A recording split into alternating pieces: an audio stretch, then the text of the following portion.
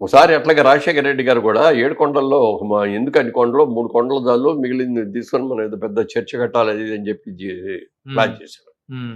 అసెంబ్లీలో దాని గురించి డిస్కషన్ వచ్చిన రోజున చంద్రబాబు నాయుడు గారు అన్నారు, రాజశేఖర రెడ్డి గారు మీరు తప్పు చేస్తున్నారు, వెంకటేశ్వర స్వామితో పెట్టుకున్నాడు ఎవడో కూడా బట్ట గట్టలేదు, మీరు కనుక అది ముట్టుకున్నారంటే మీరు కూడా పతనం అయిపోతారు అని చెప్పి అసెంబ్లీలో ఆఖరి రోజు స్పీచ్ లో చెప్పాడు. ఈ నేపథ్యంలో అంటే ఈ తెలుగు ప్రజలందరూ కూడా ఒక నిజాన్ని గ్రహించాల్సిందిగా విజ్ఞప్తి చేస్తూ దాని తాలూకా జీవోను అసలు అసెంబ్లీలో ఏం జరిగింది, వైఎస్ రాజశేఖర రెడ్డి తిరుమల కొండ పవిత్రతను కాపాడేందుకు ఏం చేశారన్నదే ఈ స్టోరీ ఉద్దేశం. ఒకసారి ఈ జీవో చూడండి. GO MS number 746 dated June 2వ తారీఖు 2007. అప్పుడు ఎవరు వైఎస్ రాజశేఖర రెడ్డి గారు ముఖ్యమంత్రిగా ఉన్నది. రెవెన్యూ ఎండోమెంట్ డిపార్ట్మెంట్ నుంచి ఈ లేఖ అసెంబ్లీ సాక్షిగా జీవోను రిలీజ్ చేసిండు వైఎస్ రాజశేఖర రెడ్డి. ఈ ఉద్దేశం ఏంటంటే ఈ తిరుమల తిరుపతి దివ్యక్షేత్రంలో అన్యమత ప్రచారం ఏదైనా సరే అది డాక్యుమెంట్ రూపంలో కావచ్చు, పాంప్లెంట్ రూపంలో కావచ్చు, లేదంటే ఏదైనా రిలీజియస్ ప్రాక్టీసెస్ రూపంలో కావచ్చు చేయడానికి వీల్లేదు అని చెప్పి ఇచ్చిన జీవో. దాంతోపాటు 2 కొండలు కాదు 7 కొండలు తిరుమల తిరుపతి దివ్యక్షేత్రంగా గుర్తిస్తా ఉన్నామని చెప్పి ప్రభుత్వం, నాటి వైఎస్ రాజశేఖర రెడ్డి ప్రభుత్వం ఇచ్చిన జీవో. దీన్ని కప్పిపుచ్చి ఇక వైఎస్ చనిపోయిండు, దాని తదనంతరం దాన్ని ఎవడు పట్టించుకోలేదు, అయిపోయినది. కాంగ్రెస్ పార్టీ ఎంత దిక్మాల పాటు తెలిసినాయి కదా. ఆ ప్రభుత్వం ఎన్ని గొప్ప పనులు చేసినా కూడా వైఎస్ రాజశేఖర రెడ్డి బొమ్మ జరిపేసే క్రమంలో ఇక ఆయన చేసిన మంచి పనులు ఏవి కూడా జనం దృష్టిలో లేకుండా చేసిన పాపానికి ఇదొక బెస్ట్ ఎగ్జాంపుల్ అనమాట.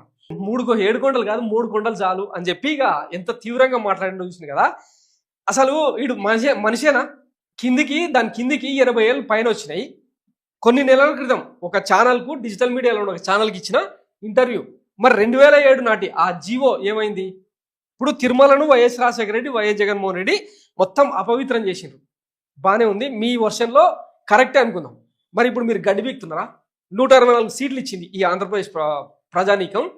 మీ కులపోడే కదా ఇప్పుడు టీటీడీ చైర్మన్గా ఉన్నది. మరి ఇప్పుడు జరుగుతున్న అరాచకాలు, అశుద్ధం, ఇవన్నిటిని రూపుమాపాల్సిన అవసరం, బాధ్యత మీకు లేదా? దీని గురించి ఏ రోజన్నా మాట్లాడండి. ఈ పుండాకూర వేసుకునే ఈ మేకప్ ఆర్టిస్ట్ గాడు ఎందుకు ఈ అభూత కల్పనలు?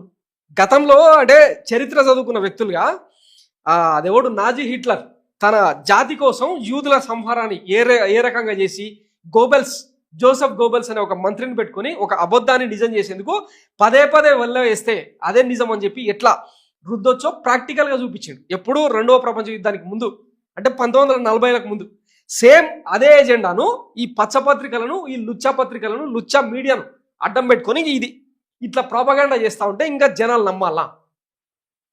ఒకసారి ఆలోచించండి. ఈరోజు ఆంధ్రప్రదేశ్లో సూపర్ 6 హామీలకు దిక్కు లేదు. విద్యా వైద్యాన్ని గవర్నమెంట్కు చేతులు దులిపేసుకొని ప్రైవేటుకు ఇష్టారాజ్యంగా అప్పగించేసింది. తర్వాత నిన్న మొన్న గుంటూరు మిర్చి యార్డ్లో జగన్మోహన్ రెడ్డి పోయి ఆ రైతుల గోస అరుచుకుంటే తప్ప ఈ ప్రభుత్వానికి కనపడలేదు. ధృతరాష్ట్రుని మాదిరిగా కళ్ళకు గంతలు కట్టుకొని వ్యవహరిస్తూ ఉన్నది. అట్లాంటిది జగన్మోహన్ రెడ్డి పోయిన తర్వాత చలనం వచ్చింది. మరి ఇన్ని సమస్యలకు ఆంధ్రప్రదేశ్ వేదిక అవుతున్న తరుణంలో ఈ పుల్కగాలకు ఇవన్నీ కనపడతలేవా? వీటి గురించి మాట్లాడాల్సిన బాధ్యత లేదా? తిరుమల అపవిత్రం అయిపోయిందా? మరి ఇప్పుడు మీ హయాంలో ఏమవుతుంది? మనకులో పోడే కదా ఇప్పుడు టీటీడీ చైర్మన్గా ఉన్నది. పెద్ద ఎత్తున అప్పట్లో ఇంకా అధికారంలోకి వచ్చిన వెంటనే తిరుమలను సంప్రోక్షణ చేస్తాం, సమూలంగా ప్రక్షాళన చేస్తాం, నెయ్యి లడ్డు కల్తీ జరిగింది అది ఇదని చెప్పి రకరకాల దుష్ప్రచారాలకు వేదికం చేసిర్రు. ఆఖరికి దేవుణ్ణి కూడా రాజకీయాలకు లాగి ఎట్లాంటి పుండాకూర రాజకీయాలు చేసిర్రు చూస్తాం కదా. ఇప్పుడు ఏమైంది? ఆ తిరుపతి లడ్డు కల్తీ మీద ఏకంగా సుప్రీంకోర్టే అక్షింతలేసేదాకా వచ్చిందనమాట పరిస్థితి. ఎక్కడ జరిగింది లడ్డు కల్తీ? నిన్న మొన్న సుబ్రహ్మణ్య స్వామి కూడా ఒక ట్వీట్ వేసింది కదా, చంద్రబాబు నాట్ గివెన్ ఆన్సర్ అని. రంగుమోహన్ లెక్క తయారైన ఆయన సుప్రీంకోర్టు ఇంత తీవ్రంగా ఆక్షేపిస్తున్నా ఎందుకు సమాధానం చెప్తలేవు అని చెప్పి స్వయంగా సుబ్రహ్మణ్య స్వామి సుప్రీంకోర్టులో కేసు వేసింది. దీని మీద ఎవడు మాట్లాడు?